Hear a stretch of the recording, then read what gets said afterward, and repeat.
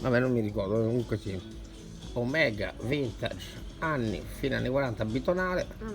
Secondo te sto male? Sì, perché insomma è il tuo compleanno, tanti auguri a te, tanti auguri a te, tanti auguri, bella per te, no?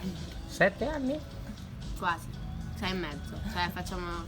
Aspetta, rimpiscisco un po' perché il brufolame un po' si avverte, no?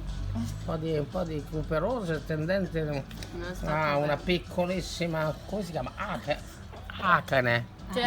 Ma è una acne, è una acne infantile, diciamo, no?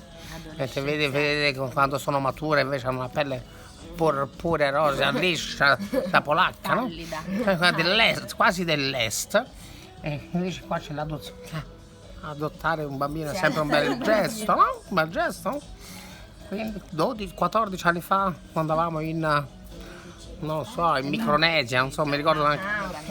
Abbiamo adottato una nell'est e una in paesi un po' più Nijaus, no? E sono dei gesti importanti, perché i valori contano e le adozioni anche a distanza e a vicinanza. Est e Nijaus.